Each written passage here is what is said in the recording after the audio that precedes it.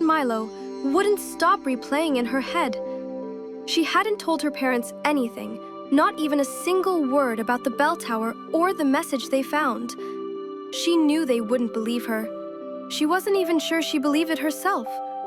Milo met her on the corner of Maple and 3rd Street, his backpack slung over one shoulder and his face unusually pale. "I didn't sleep," he said flatly. "Me neither," Zoe replied. "That message, the letter, Milo, what if it's true?" They walked together in silence for a few minutes before Luna darted out of Zoe's front yard, tail wagging, eyes sharp. She barked once, short, urgent, and looked back toward the alley behind the house. Zoe raised an eyebrow. That's her "I found something" bark. They followed Luna to the alley where she sniffed at a patch of ground near the fence. There, buried beneath a thin layer of leaves, was a small, metallic object. Milo brushed it off and picked it up carefully. It was a key, old, rusted, and strangely shaped, like it belonged to something ancient. "It looks like it could open a vault or a chest or something way cooler than my locker," Milo muttered, examining the key's notches. Zoe took out the notebook and flipped to the map. "Look here," she pointed. "This symbol, next to the bell tower, it looks like a keyhole." Milo stared at the map. "It's tiny, but yeah, that could match. So what's next?" Zoe looked around. "We can't go back to the tower now. It's too dangerous. And besides, someone's watching us. I felt it last night." "I felt it too," Milo said. "Like eyes in the dark." Suddenly, Luna barked again, louder this time. Zoe turned and gasped. A small envelope had been slipped into the crack of their backyard fence. It wasn't there a second ago. Milo picked it up. There was no name, no address, just a symbol. The same one from the notebook. He opened it. Inside was a torn piece of paper with 3 words. "Look beneath library." They stared at it, then at each other. "The school library?" Zoe asked. "Or the town one," Milo said. "Either way, looks like we're going digging." Zoe smiled despite the fear. "Let's bring shovels." Luna barked again, then sat down beside them as if to say, "You're going to need me." As they stood in the alley with the note, the key, and the weight of mystery growing heavier on their shoulders, the wind shifted slightly. From the far end of the block, a faint glimmer of green, a hoodie, vanished behind a telephone pole. He was still watching. Later that afternoon, Zoe and Milo met near the edge of town, where the old public library stood like a forgotten monument. It wasn't the school library. This one had been closed for years, ever since the town built the shiny new one next to City Hall. The windows were dusty, some even broken, and ivy crawled up the bricks like fingers reaching for answers. Luna sniffed around the steps as the 2 friends examined the heavy wooden doors. They were locked, but one of the side windows was cracked just enough to push open. "I'll boost you," Milo whispered. Zoe climbed up and slipped through with a little help, landing softly inside the musty old building.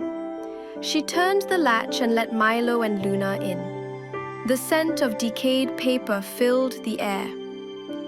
They walked slowly between the darkened shelves, flashlight beams cutting through layers of dust. Cobwebs stretched like ghosts across forgotten encyclopedias and torn magazines. The floor creaked under every step. "This place is creepy," Milo muttered. "Creepy or not, we're looking for something beneath it," Zoe said. She pulled out the notebook and examined the last message again. "Look beneath library." Luna began sniffing furiously near the back wall behind the checkout desk. There, hidden beneath a faded rug, was a trap door. "No way," Milo breathed. They cleared off the dust and pried it open. A narrow wooden staircase led into darkness. "Of course it leads to a basement," Zoe muttered, already starting down. Milo followed, with Luna close behind. The steps groaned louder with each descent, as if warning them to turn back. At the bottom, they found a small stone room with walls lined in old filing cabinets and boxes marked with strange symbols. One box stood alone in the center of the room. Zoe approached it, heart racing. "This is too easy," Milo nodded. "Which means it's not." The key fit perfectly into the rusted lock on the front of the box. With a soft click, the lid opened. Inside, they found another photograph, this one of a much younger version of the man in the green hoodie, standing in front of the bell tower. His face was clearer now, and in his hand, he held the same notebook they carried. There was also a VHS tape, labeled in faded red ink.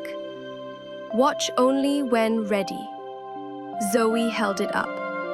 "Do we even have a VCR?" "My grandpa might," Milo said. "But how did this get here? Who is he?" As they stood there, trying to process the growing mystery, the light Zoe instantly turned off her flashlight. The basement was plunged into pitch blackness. Milo clutched Luna's leash, and they pressed against the stone wall, barely daring to breathe. The footsteps upstairs were slow, measured. Whoever it was, they weren't in a hurry, but they knew where they were going. The floorboards groaned above their heads, each creak sounding like a shout in the silence. Zoe leaned close to Milo and whispered, "If they come down here?" Milo nodded grimly. "We'll find another way out." They scanned the room quickly. On the far side, behind several dusty filing cabinets, was a narrow tunnel-like opening, low to the ground and barely visible. Zoe dropped to her knees and shone the flashlight in. "It's tight, but it might lead somewhere." Behind them, the footsteps reached the top of the basement stairs. Zoe crawled into the passage first, clutching the notebook. Milo followed, guiding Luna, who hesitated but eventually slipped in after them. The tunnel smelled of damp earth and old stone. They crawled on their elbows, hearts pounding. Behind them, they heard the unmistakable sound of the trap door creaking open. "He's down here," Milo whispered. Zoe didn't answer. She just kept crawling. The tunnel bent sharply to the left, then opened into another chamber, this one larger and older. The walls were carved with symbols from the notebook. Glowing moss grew in the cracks, casting an eerie green light across the room. At the center stood a pedestal, and on it, a crystal orb. Zoe approached it slowly. As she reached out, the orb pulsed with light, and an image appeared inside, blurry at first, then clear. It showed her and Milo standing in that very room. But there was something different. They were older, and they weren't alone. Behind them stood the man in the green hoodie. Luna barked, snapping them back to the present. The orb's glow faded. "What was that?" Milo asked, voice trembling. "I think," Zoe said slowly, It was a memory, or a future, or maybe both. Suddenly, the ground beneath them vibrated. The tunnel behind them caved in with a dull rumble. They were trapped. Zoey looked around. There has to be another way out. Luna scratched at a section of wall behind the pedestal. A moment later, part of the wall... They stumbled out of the janitor's closet, blinking against the bright overhead lights. The hallway was empty, silent, and strangely still. Zoey checked the wall clock, 3:17 a.m. "What is going on?" Milo whispered.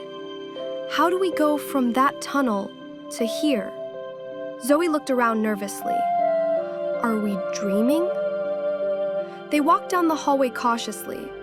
Every step echoed louder than it should have. Luna stayed close, ears alert, nose twitching. Their school felt familiar, but not quite right. Posters on the walls were faded. Lockers had names they didn't recognize. And then Zoey spotted it. A class photo framed beside the main office. Her heart skipped. The year printed below the photo was 1994. She leaned closer. The students looked younger and their clothes were outdated, but two of them stood out. A girl who looked exactly like Zoey, and a boy with Milo's eyes. Milo stepped beside her and froze. "No way," Zoey touched the glass. "We've been here before, like the note said." Suddenly, a voice echoed from the intercom. It crackled, distorted. "Return what was taken." They both jumped. Luna growled softly. Zoey clutched the notebook tighter. "Do you think they mean this?" Before Milo could answer, the lights flickered and the hallway shifted, just for a second. But it was enough. Lockers changed color. The photo vanished. A new sign above the main doors read, "Welcome to Langridge Preparatory Academy." Zoey backed away. That wasn't there before. A soft hum filled the air, coming from her backpack. She opened it. The notebook glowed again. New words appeared on the page. "Time folds where truth is buried." Milo read it aloud. "What does that even mean?" Zoey shook her head. "I think we're inside some kind of loop, and the notebook is the key." Luna barked once and ran down the hallway. They chased her, turning corner after corner until she stopped in front of a familiar room. The library. Zoey pushed the door open. Inside, nothing was dusty. The lights were on, books neatly shelved. A figure stood at the far end, back turned, flipping through pages. It was the man in the green hoodie. He didn't move, but he spoke, his voice deep and calm. "You're not supposed to remember yet." Zoey stepped forward. "But we do!" The man turned. His face was older, worn, his eyes sad. "Then the clock has started." Before they could ask anything, the lights flickered again, and everything went black. When they opened their eyes, they were outside. It was morning. Birds chirped. Their school stood as normal. Zoey sat up, confused. Milo stirred beside her. Luna wagged her tail. The notebook lay open between them, its pages now completely blank. But something had changed. In Zoey's pocket, the photograph remained, and in Milo's hand, the faded